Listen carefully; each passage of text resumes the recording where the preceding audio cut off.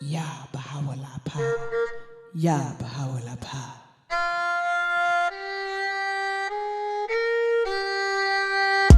Ya Baha'u'llah Pa.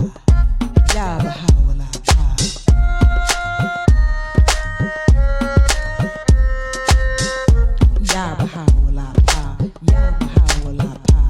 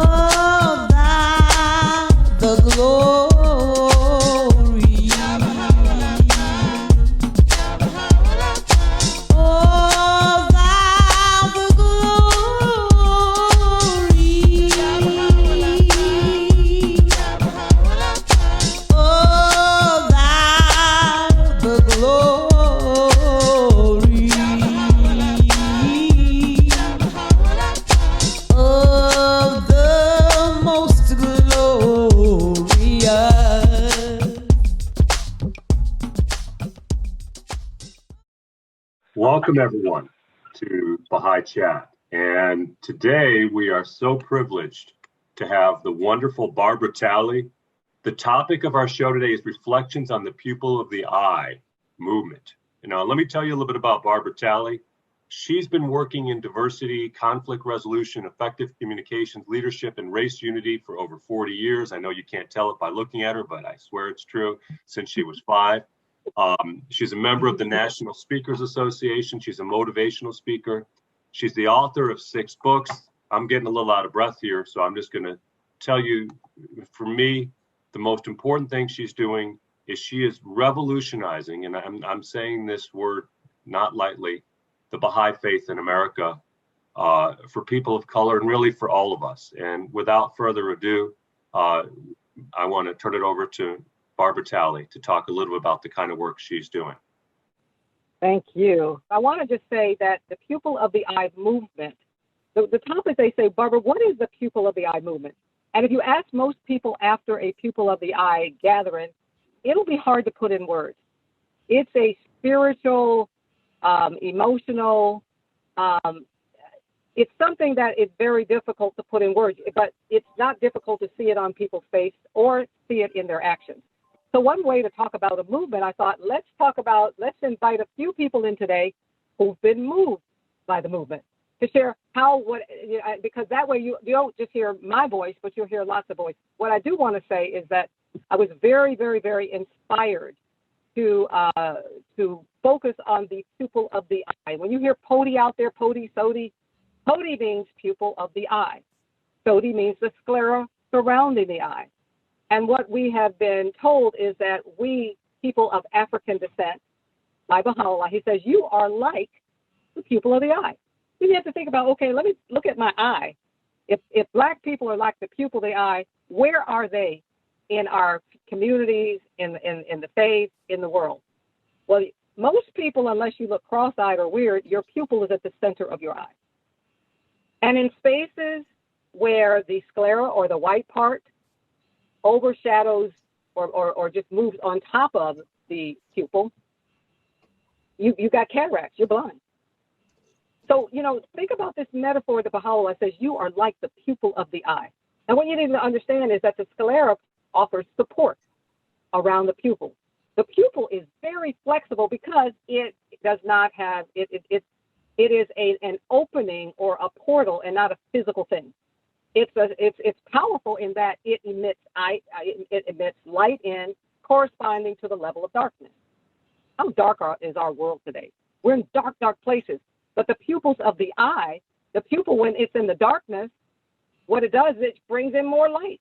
And when light happens and there's light everywhere, then it contracts and doesn't have to work so hard. Right now, we're in darkness, and we pupils have to work real hard to bring light into the space.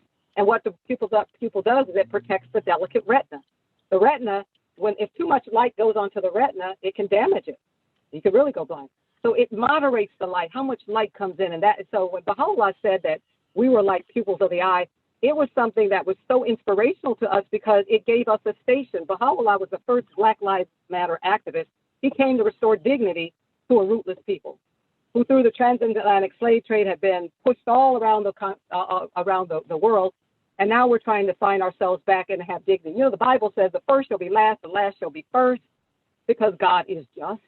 And so after 400 years of sclera leading, we now feel that we've started a movement that is justice. It's a justice movement to raise up those who have been brought low in the land. In fact, in the Quran, so that means Muhammad wrote it and Baha'u'llah read it, and Abdul-Baha repeated it in Tablets of the Divine Plan. And it says, we desire to show favor to those who've been brought low in the land, to make them spiritual leaders among men, and to make of them our heirs. And so when you've had a system that has consistently, perpetually tried to create a permanent underclass of brown folks, you realize you got people with some inferior minds and you got some people with some superior minds. As fifth cousin of Harriet Tubman in one of our meditations during my dreams, she said, Barbara, my job was to free enslaved bodies. Your task is to help free some enslaved minds. We are blessed, and highly favored.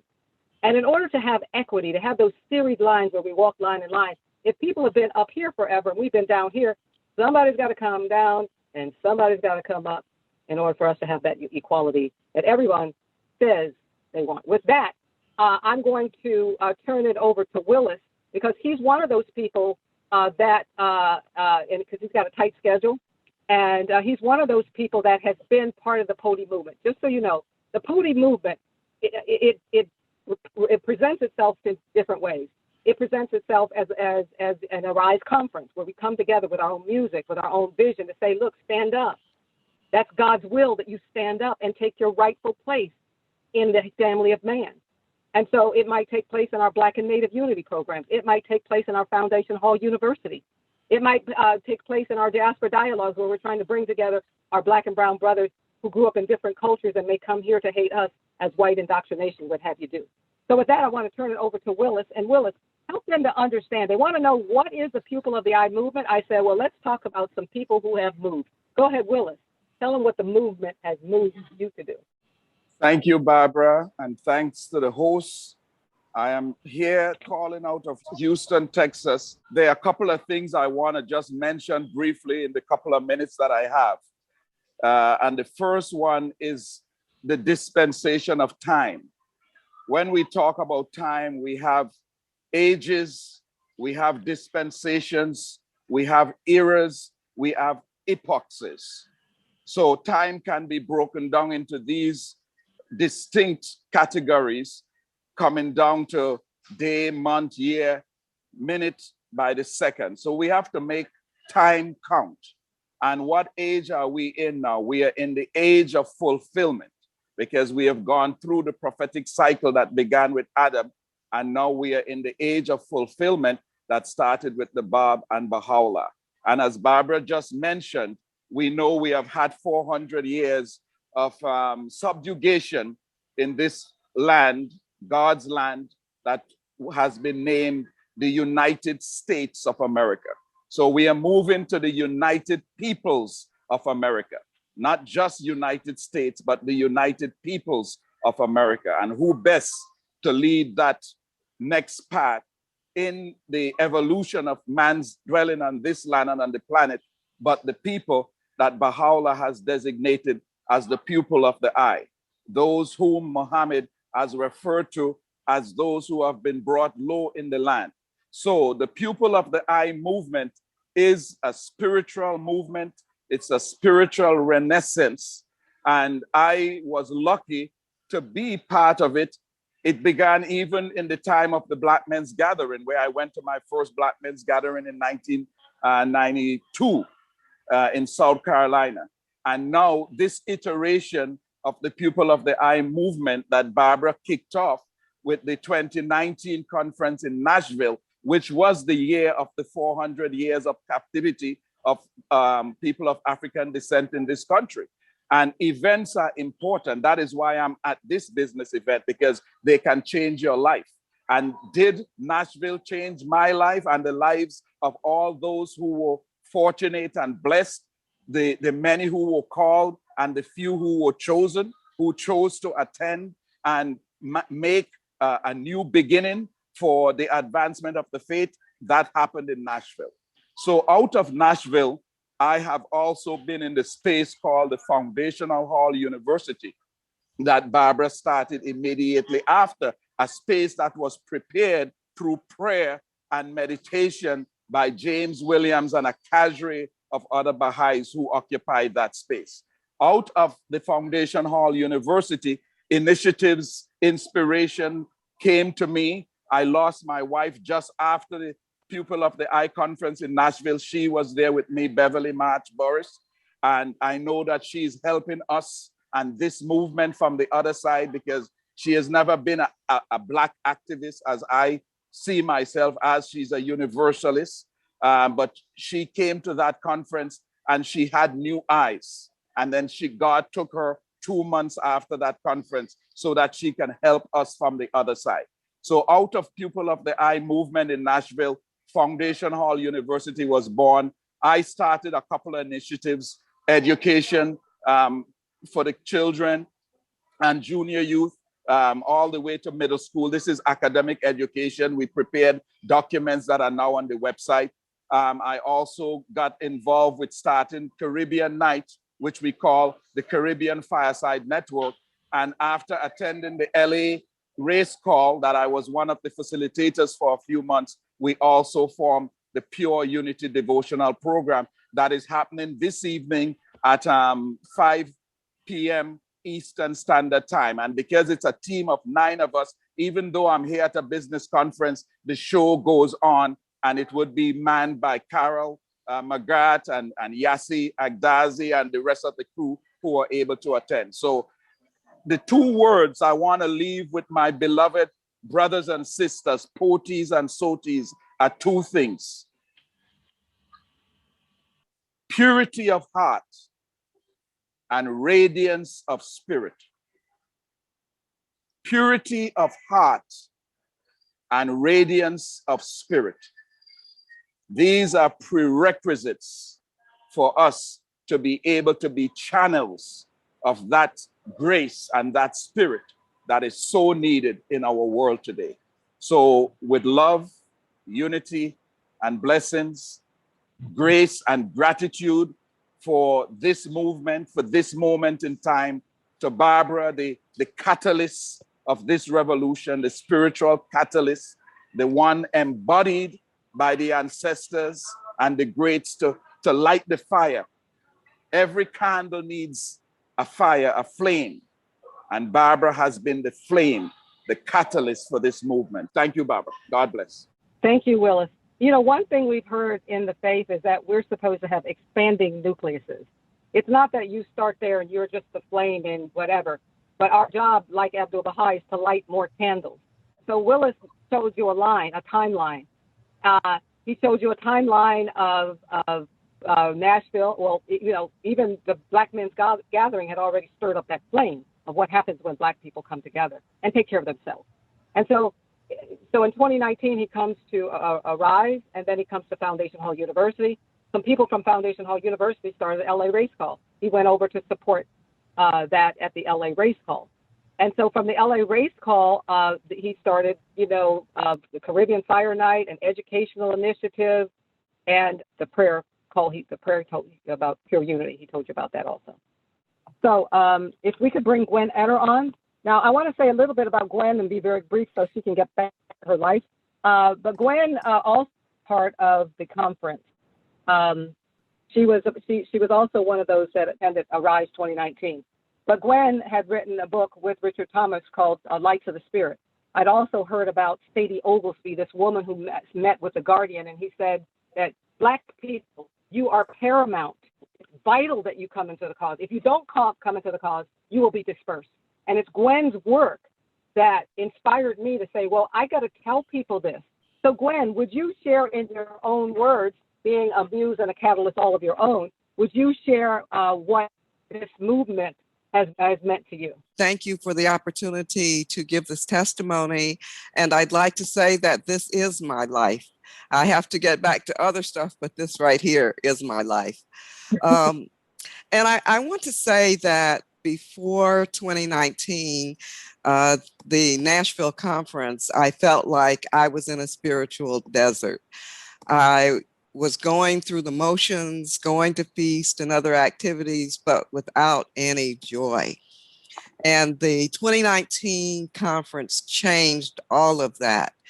I felt like I had been reborn, that I had gotten my spiritual life back, that I had gotten my joy back.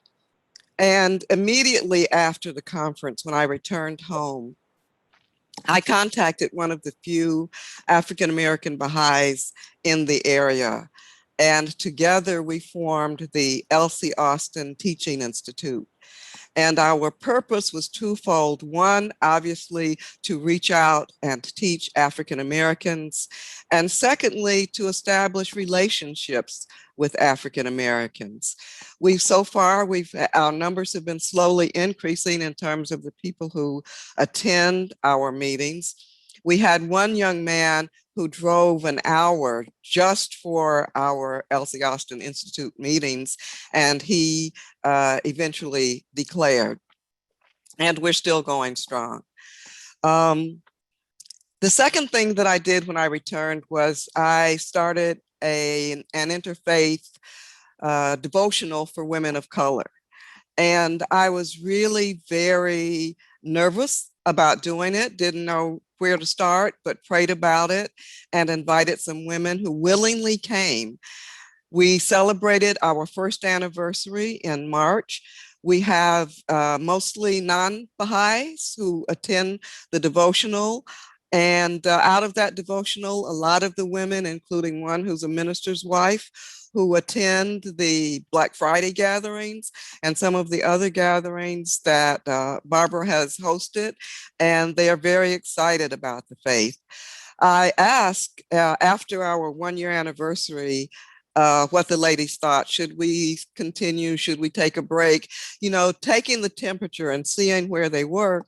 And they all said, we want to continue. We don't want to stop. We want to continue meeting. So to me, that was confirmation of this effort to reach out to women of color and to be able to bring the faith to them. I've had the blessing to attend all of the Arise conferences, 2019, 2020, 21. And I have to say, to use Willis's words, that I leave everyone on fire in a positive way, knowing that I must do something and continue to act and teach and deepen. And so I'm very grateful for this work and to have participated and to learn from these gatherings. Thank you, Barbara. And Gwen, didn't you also, as of the beginning, or at least the founder of the Wilmette Institute course on race? Yes. The Okay. Well, it's one of those things where I thought we needed, as a national community, a way to have conversations about race, and intelligent and informed conversation about race and race issues. And I went to various sources within the Baha'i community, national and local, and really didn't get anywhere until I spoke with Rob Stockman, who's the director of the Wilmette Institute. And the most important thing to me that came out of that was that he listened, and he was willing to make this effort to establish the anti-Black racism course. So the course has been offered since 2018, with the enrollments increasing almost every time the course is offered. We began with an enrollment cap of 60, but now we have enrollments of 100 and more, and a long waiting list. This spring in 2021, we offered the course for the first time at a university, and it is our hope and dream that the course will be offered at universities throughout the country in the future. And so we will offer the course again at GTU in the fall of this year. Gwen, one final question. I want people to get to understand, because just because they see us active, you had the wherewithal. You've written the book Lights of the Spirit 2008 or something. I mean, it's, a long time ago. Yes. You've had this vision. You had this vision for the Wilmette course on anti-racism, and yet you still needed inspiration. Yes. You said, I felt like, help people to understand, because I think if they see us like, oh, she's rolling, that she's okay. Say a little bit about that before I let you go back to your life, to your program, I mean. How can you be doing all of this, writing Lights of the Spirit, putting this Wilmette course together, and still not be okay in heart as a Pody? Yes. Oh, my goodness. Well, I will say that I just was hanging on by a string. Like I said, I felt like I was in a spiritual desert. And I would go back and refresh myself by reading the lives of African-American women, these early Baha'i women, and continue to pray, and not knowing where the answer would come from, but knowing that I had to hang on. They did, and they went through many more difficulties than I'll ever experience. And then that's when that light, that fire, that spark that Barbara started happened, the Pody 2019 conference. And it just changed everything.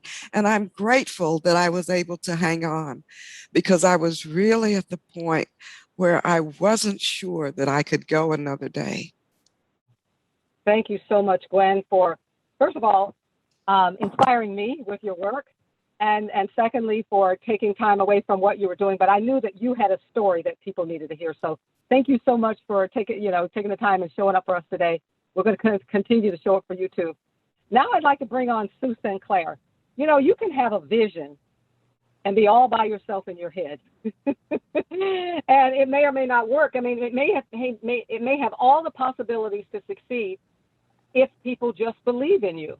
I had this vision. Of course, my family believed. They pretty much didn't know when I said, I want to have this conference for pupils of the eye. I said, I want to embody Sadie Oglesby and do I want to pick up the mantle of what the guardian told her she must do, because he says, if we fail to do this, the faith will not grow. If we fail to do this, we will be dispersed.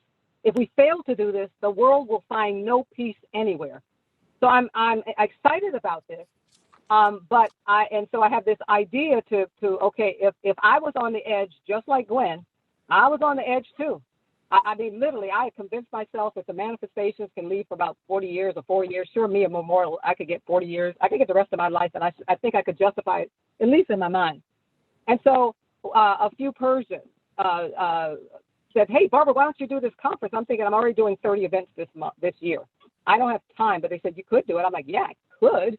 But the more I thought about it, and when I read Sadie Oglesby, that was a turning point. You have to do this. Otherwise, no matter what you're doing, we're not going to succeed as a faith. We're not going to be able to have anything for humanity to come to.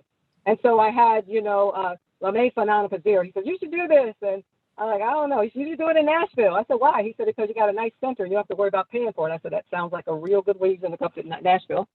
And then, of course, Viva and Farzine Ferdowsi said, look, we could, stay at our house, use our car, do whatever you need, just go do it. And they were willing to let me let the spirits lead it. They didn't want to control it. They just said, however we can help. They didn't even know that they could even come to the conference. I said, yeah, of course you can come. And you know, so these were some people. And then they introduced me to Sue St. Clair. They're saying, if you want to do something in Nashville with the Pupil of the Eye, you have to know Sue. First of all, she's on the Nashville LSA. We want to have Nashville LSA sponsorship, so we're guided. And then along came Sue. And but Sue believed in me. And she says, wow. I mean, she might have thought that's real. I mean, she's always thought that I really have some grandiose big dreams, but she could believe that, I think she believed that I believed in it. And my belief inspired her. And she said, I want to be a part of this. So I'd like to turn it over to Sue now. Share where you were in your own spiritual journey and what this movement has changed in you. Oh, Barbara, thank you. You explained so well and so succinctly our initial relationship. But there is. I don't talk too much. You said that girl just keep talking and talking and talking. I apologize for that because you had so much to say. But yes, before that, I read Pupil of the Eye book. I marked it in the margins, wrote in the margins, I underlined passages, but I didn't get it. I also had told myself I wanted to work for racial justice. I didn't know what that would look like. And the main thing that kind of got me going or got me into my spirit more about this was when the killings started. Well, the killings have been going on for centuries, but Trayvon Martin, that initial one that moved all of us so, when that started. And then it was my having to ask myself, what am I doing? What am I really doing? I never thought I would get to that dark place that so many of my peers had gotten to, being marginalized or leaving the faith. But I was actually seriously considering leaving the faith. And I've been active all my life from the time I became a Baha'i at 19. But I got to the point where I felt like, what am I doing and why am I doing it? I love Baha'u'llah, I believe in Baha'u'llah, but what's happening in my community, I cannot see myself wanting to be a part of it anymore. I was at an interinstitutional gathering, and Farah Rosenberg, who is our counselor, we've been friends since the 90s. She came to me at a break and said, Sue, there's something going on. What's wrong with you? And I said, oh, I'm fine, like we always do. I'm fine. She said, no, I know you. What's wrong with you? And I broke down in tears. And I said that very thing to her, that I feel like leaving. I don't think I can do this anymore. And we had a long conversation about it. So I was in that place, not of a doubt of faith, but of a not believing that the faith is going to meet my need as a Black person in the faith. And then I met Barbara. And Barbara came to Nashville. And like she said, I became very inspired by what her vision was for a conference in Nashville. And I told her I want to be a part of it. I could see what she was seeing. And as it had unfolded in her mind and heart, it unfolded in my mind and heart. I worked intimately with her in putting this conference on, the logistics, the being a sounding board, everything that had to do with the other things that needed to make this conference happen, including having the Spiritual Assembly become the sponsor for it. When the conference started, the main thing that I will always remember and that always moves me to tears when I bring it up to consciousness is standing in the lobby. Sorry, I knew what happened. And seeing droves of Black people coming into the space like I'd never seen before in the Baha'i faith. It felt like I was coming home.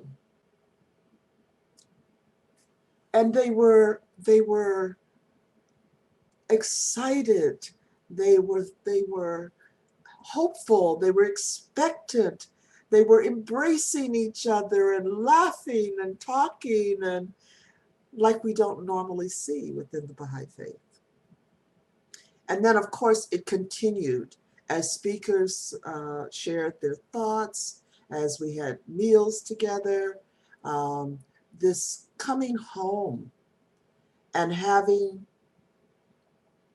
a healing begin to start taking place in our hearts.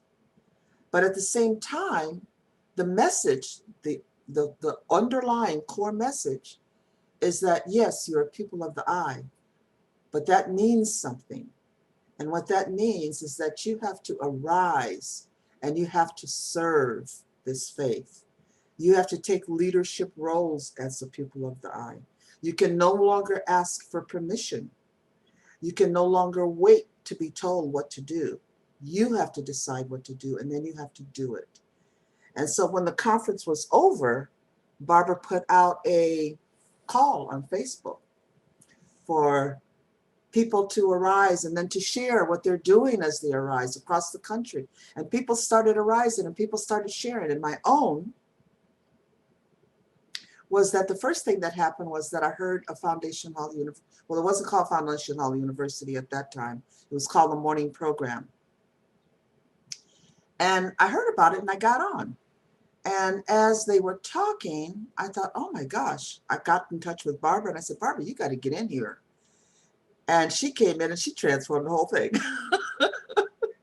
It became eventually, over time, she created Foundation Hall University, where we could study the teachings, we could study the messages from the House of Justice, we could study what Shoghi Effendi said about racism in America and what we needed to do, Black and white. We could study what Glenford Mitchell wrote. We could study what Rahil Khanum wrote, and more, and much, much more. Until now, it really, truly is a website university for people to study. They don't even have to go on Sunday mornings. They can go to the website and study the material that's there. Derik came and talked about the people of the eye and how that informed the development of this country. Other speakers came. Ken Bowers came and talked and shared where the assembly is at, some things about the assembly that is leading the assembly in that direction. Rabi Musa came to the conference and she read the letter from the House of Justice, and I'm sure she's going to share her own, so I won't go there. But so there was a Foundation Hall University. My part of Arising, I had already done before the People of the Eye conference, a book 1 with a focus on racism, racial justice, and knew that that was the direction I wanted to go with book 1 from then on. But this time, it was for People of the Eye. One of the things that happened was through my son, Russell Ballew, and Ken Bowers, I was invited to have a meeting with 3 Persian gentlemen out in California who wanted to be relevant in the racial justice work in America, but didn't know how or what to do. So we had a meeting and I shared with them my thoughts. As a result, we ended up having a Black and Persian book 1, focusing on racial justice. And that has been a development of a community like I never thought would happen between Blacks and Persians. We are truly brothers and sisters now in this process. The next thing that happened was that Ken asked me if I would be interested in starting a national Meaningful Conversations for Black people. I was already on a Meaningful Conversations group here in Nashville that was general, but this one would be for Black people, and hooked me up with Mark, whose last name I can't remember at the moment. So now I formed a team, and as a team, we are developing content, and we just had our first pilot session of a Black meaningful conversation that's for Black people only, and that's going to just grow and expand. The next thing is that Jeff from the National Education Office contacted me and asked me if I would help them to develop a family nucleus that would focus within the family on the family consulting together of all ages, from 8 years to 80 years, to focus on consulting together about the family becoming anti-racist. So I'm working with a member of our regional Baha'i Council to develop that.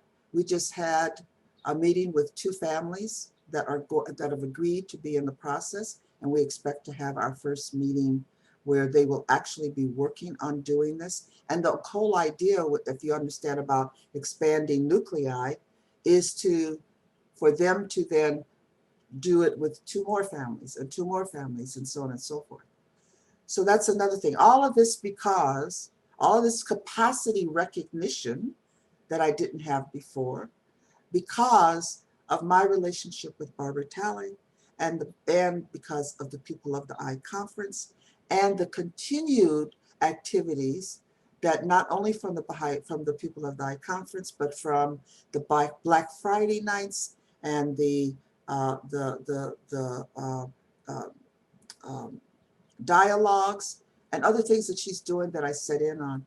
I am finding within myself capacities that I didn't know I had as a Black woman to share with the rest of the community nationally. And Zoom and pandemic has helped a lot with that process. The last thing I wanted to share has to do with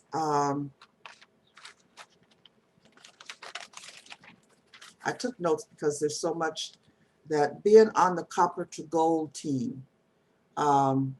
This is a second rendition of Copper to Gold, which is for whites and Persians to recognize those things within themselves that cause harm to Black people in the faith, and then to work on doing what they can to alleviate it. And so I'm on one of the teams that helps to do that, because Blacks have to be in the space to help people to see. And then the co-tutoring in our region, I'm working with the auxiliary board member for protection, who is a Black woman. We together are co-tutoring a book 8 series on the covenant for Black people. And it's interesting that from the learned arm, they're saying, we want this to be for Black people. These things didn't happen before. So it's actually gotten beyond Barbara, it's gotten beyond the Pupil of the Eye, it's gotten beyond Foundation Hall University, into individuals being able to arise and serve in ways they never knew that they could as a result of being in that space, as a result of having that connection. I'm tutoring a book 1 on racial justice just for Black women. And so this finding capacities for service and connection to the messages from the House of Justice, and connection to Baha'u'llah and Abdu'l-Baha and Shoghi Effendi, and the connection to the spiritual energies that have been released by the Bab and Baha'u'llah's 200th anniversary of their birth, I'm sure is feeding all of this process. So thank you very much for allowing me to share in this space, Barbara. Thank you, Sue. I just want to say I'm thrilled that you didn't leave the faith. It would have been a huge loss to the faith. And if anyone else would like to share, okay, Martine. Thank you. What I wanted to share is a few things. I've been a Baha'i for a long time, and I've had amazing periods of time in my life of tremendous service, immersion in the activities of the faith, raising my children, being involved in the Baha'i youth workshop and choirs on the West Coast with Eric Dozier and Jeffrey Barnes. And I hadn't slipped away from the faith. I was active in my local community, but I was so unfulfilled. And, you know, like we all go through ups and downs, I had challenges in my personal life that I felt created limitations for my participation in the community.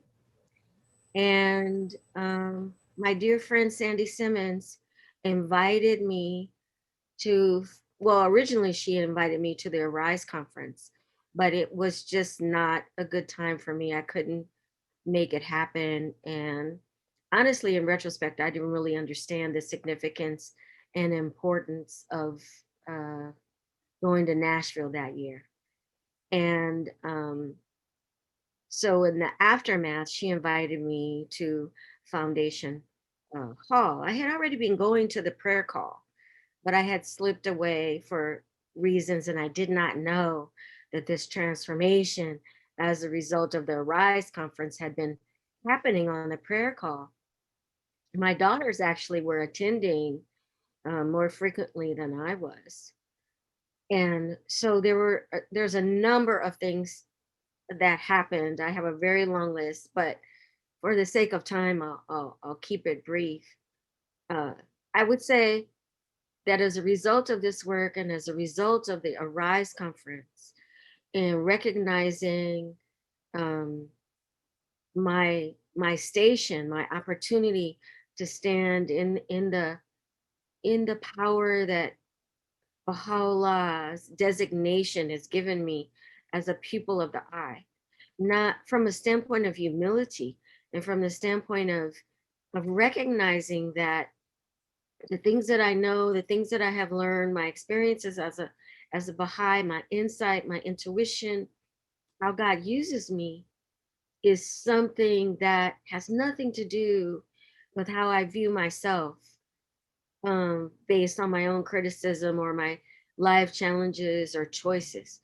That's actually completely separate and distinct. And that if I own the station that Baha'u'llah gave me, then that will give me power to overcome everything else in my life that has not been satisfying to me as a person. And then the next thing that happened was my beautiful daughters were always, they were like the young dawnbreakers as young teenagers. They traveled, taught all over the country with the Baha'i Youth Workshop, had amazing experiences, sacrificed many things, were in danger at times. They have incredible stories. And, but they had lost hope. They had lost connection. So many things had changed culturally in the community, and they found themselves isolated. They married their dear husbands who are not Baha'i or were not Baha'i when they got married, and they began to move away from the activities of the community. They never lost their faith in Baha'u'llah.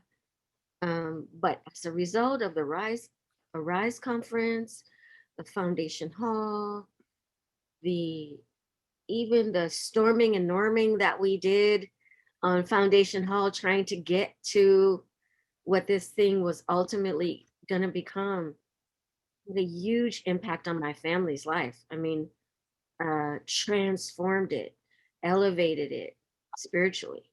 And so now the three of us are facilitators in a Zoom call that takes place every Sunday. We just celebrated our anniversary on April 18th of doing this every Sunday for a year, with few exceptions, having a LA race consultation. And originally when we started, we called it Uprooting Racism in the Los Angeles Community. And we actually got some pushback for the title. They thought it was a little bit too aggressive. But nobody was having this conversation that we knew of, not in LA. And so we started having this conversation, and it started out as a handful of us. And now we have anywhere from 14 to 16 facilitators, Poti and Soti. And we even recently had 2 Baha'is from the United Kingdom who started coming to the meetings join us because they're trying to figure out how to do that in the UK, and they wanted to learn what we're doing. And now we're in the process of studying the advent of divine justice. And the thing that has come out of that experience is that we are learning. Like I participate in the Persian and Poti Ruhi that Sue and Myron facilitate, and the community and the love and the intimacy that we've been able to develop in that experience. We also have that in our facilitators group. Like we're family now. And we know we have, when our axiology shows up, we talk about it.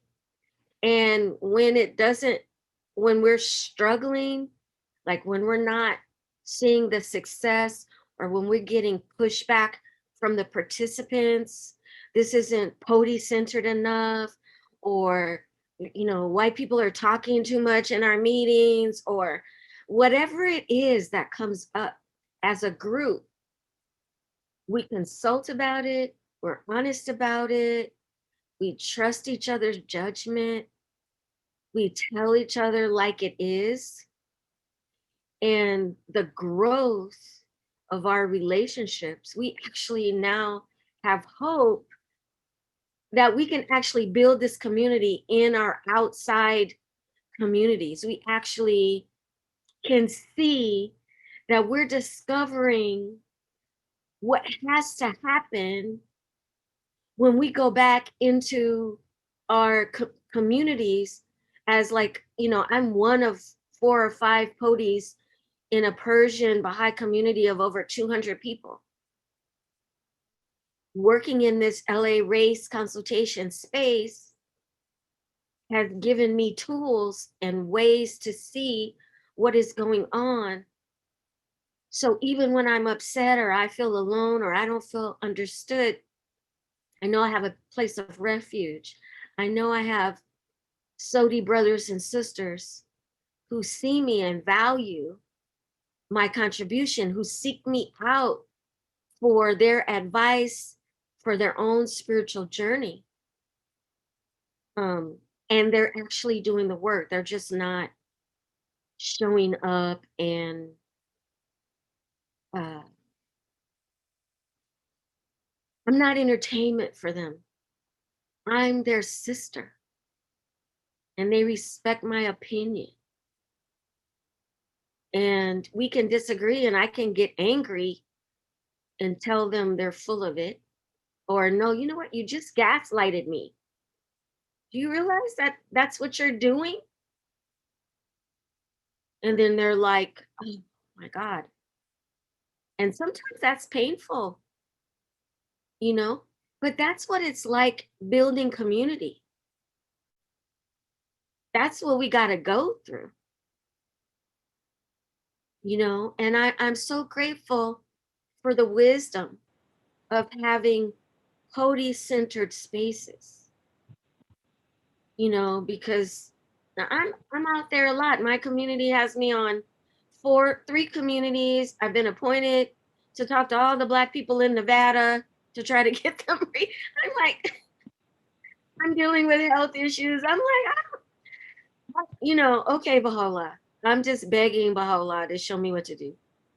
I'm learning what my capacity is, like Sue said. Thank you. Thank you. We can actually go now to Derik.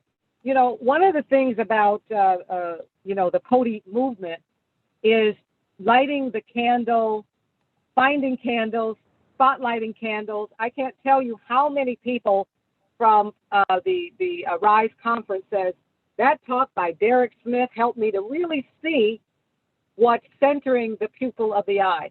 And he came on Foundation Hall University. Derik, would you mind coming in and sharing what's this Pody movement meant to you? Because you are already the man, you're already the bomb. So what do we do for you? Thanks, Barbara. And I just wanted to say, you know, it's wonderful to be here with everyone. And I don't think I can add too much more beyond some of the testimony that has already been given. I'll keep it short here.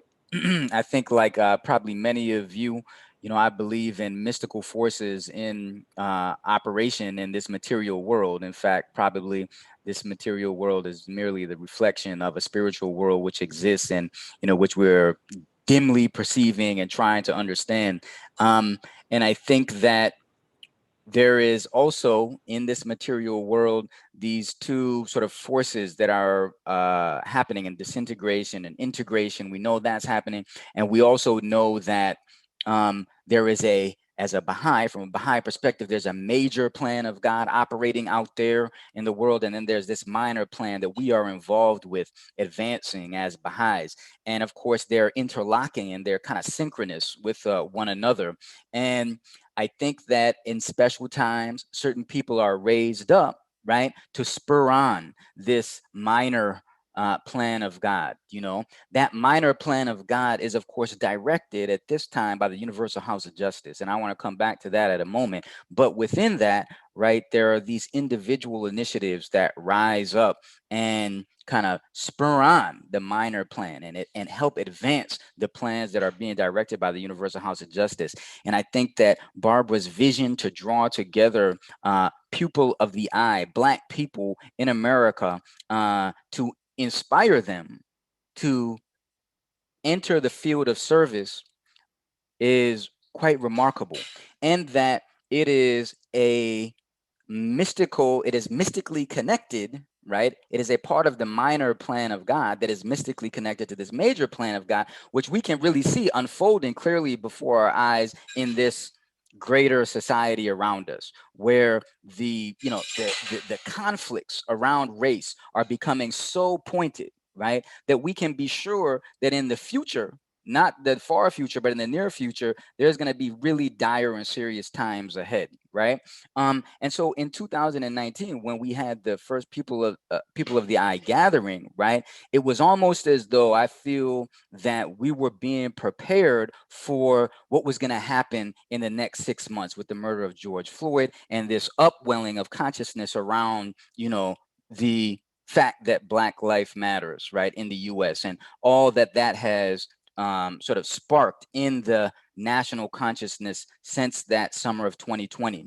And so as Baha'is and as Black Baha'is, I felt as though the Arise conference and the Pupil of the Eye efforts that have been made, like in 2019, going into 2020, prepared us for this new, I think, moment in American history that we're in right now, where there's no getting around the centrality of race and of anti-Blackness, right, in the discourse of our culture and of our society, right?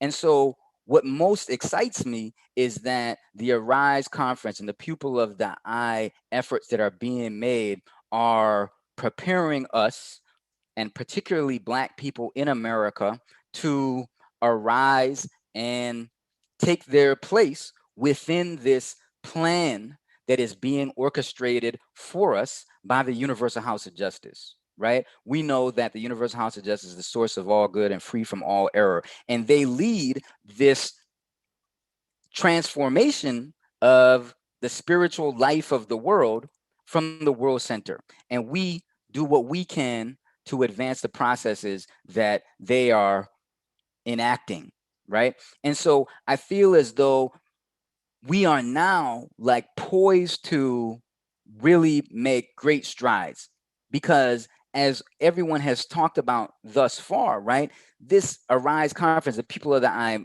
movement, it has inspired people to take on acts of service, right? There's no greater station for us within this cause than the station of service. And now more and more and more Black people are going to be operating in service of the cause of the divine plan, right? Which needs to unfold.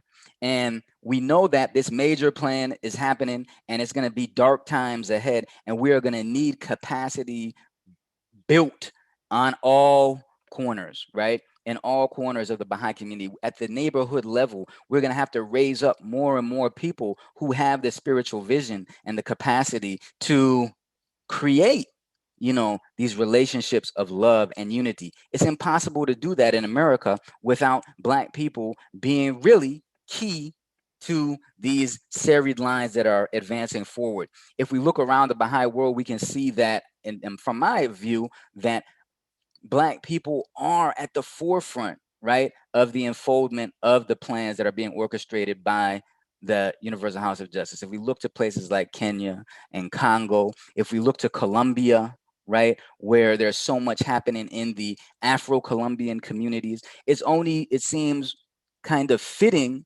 that now African Americans, right, are really going to be at the forefront of the work that the Universal House of Justice is orchestrating. And so I'm just excited because, as everyone else has testified to so far, there's a great kind of inspiring feeling that has come out of all of these events that are happening. And now we're going to be in the field, right, participating in the plans and basically creating the communities that we need to get us through this period that's going to be very thorny and very long, but we're going to have these communities of the faith that are going to subsist through all that. And I'm just grateful that I have been able to sort of observe and participate and support others who are doing this incredible work. Of course, there's, all my heart and love goes out to everyone who's spoken thus far. And, especially to Barbara for all that she has given sacrificially, right, to make this happen. And of course, many other people too, who are doing heroic work in these past few years. And that's all I wanted to say. Thank you. Derik tutors a book 8 that I and some of the other folks on here attend. But it's not just learning about the covenant. It's making friendships. It's finding another tribe and being able to go there, wherever there is in the race conversation, and not have to get permission or validation or even have to explain. So thank you, Derik, for that. And of course, congratulations on becoming a board member, because every space, as the Guardian says, we need to have Black people on every committee. And because we see things differently, the light of the Spirit shines through us. And of course, with the light shining through us, it also says that we reflect that which is before us. That's why we have some of these pupil of the eye only spaces, because if you grow up in a community, or you live in a community, or your children grow up in a community where you are the quote minority, where there may be whites and Persians, but you're the only Black family, or as Martine says, there's 4 of them in a sea of 200. If I reflect that which is before me, but I never see anybody brown like me, do I ever see me? Can I ever see me? If I never see me? We reflect that which is before us. What if we never see Blackness? So Pupil of the Eye events are about, it's about breadth and depth. The people that show up are deep with what they do. The breadth is that we want to have as many as we can. It's never about having one person or two and going for 2 or 3 hours, although we've learned how to do that too. But it's more about looking at there and see a panorama of Blackness, like Sue said. That you see so many people, and it basically shocks the brain and saying, gosh, I didn't know there were that many Black people in the Baha'i faith. And that's still a perception. Most people think it's a Persian or a white faith, but it's really a universal faith. And so we have to show up in numbers, not only to show other people that we're here, but also to show our Black and brown children and sisters and brothers and cousins and mothers that, wait, we're not the only one. We are here in numbers. So basically our goal is to shine a lighthouse on Black brilliance. So with that, I would like to call Angela Murray. Angela came into Foundation Hall University too. She's a new Baha'i of a year or so. Angela, I'd like you to speak about what you're doing in Alabama. Yes, I am in the process. Excuse me, you guys, for not being camera ready right now. but I'm in the process right now of co-hosting the Baha'i Agriculture Network Project in the Sherman Heights community. And I'd just like to say that Baha'u'llah has given African Americans a crucial and indispensable role in the cause of God. And I had to find my role and my station. And I found it because of Foundation Hall University in Barbara Talley. I, along with my Baha'i sister, Aliyah Aziza, are the founders of the Pupil of the Eye Cultural Learning and Visitor Center in Birmingham, Alabama, the seat of the Civil Rights Movement. I am one of the only active African Americans in this community. And I have been told in years past there were hundreds of African Americans in Birmingham, Alabama. I don't know personally what happened to them, but I know that our goal is to bring African Americans into this space. So we have created this center in the midst of an African American community. And there are three components to this center. It's cultural, learning, and visitors. The cultural part is engaged children in cultural events centered around the history of African Americans and African history. We want to teach them about the Civil Rights Movement and also about the African American Baha'is and their contributions to the Baha'i faith. We're going to have events that's going to include art, music, and dance. And in the learning part of it, we want to engage the children in the spiritual education of the Baha'i faith. We want to welcome tutors nationally, pioneers who want to share this experience with us. This, on the 24th, we're going to have a youth camp with tutors that's going to be coming from the southeastern region. And they're going to be engaging in the children with this spiritual education. The visitors part, we want to welcome Baha'is who want to visit Birmingham. We're going to provide tours and a place to lodge while in Birmingham. And we want to do that right here at our center for just a small donation to help keep the center operating. And I'd like to say that we are in the one-year plan, and I'm so proud to let you know that the Pupil of the Eye have already done one children's devotional, a dedication and race amateur devotional, a bi-weekly devotional. Today, we're having a Baha'i Agriculture Network project. And on the 24th, when the youth comes, we're going to have the Stop the Violence devotional in the park. So we're excited here in Birmingham. We're on fire. And it's because of Foundation Hall University and Barbara Talley. I know my energy is really high, but Angela matches me ounce by ounce, you know. So I'm just happy for her. So I don't think so strange to most folks. Thank you so much, Angela. I'd like to now, the Guardian, when he was talking to Sadie Oglesby, he said that the need of the cause is the call of the heart that can be given no one, save those who have suffered and been trained in the road of sacrifice and humility.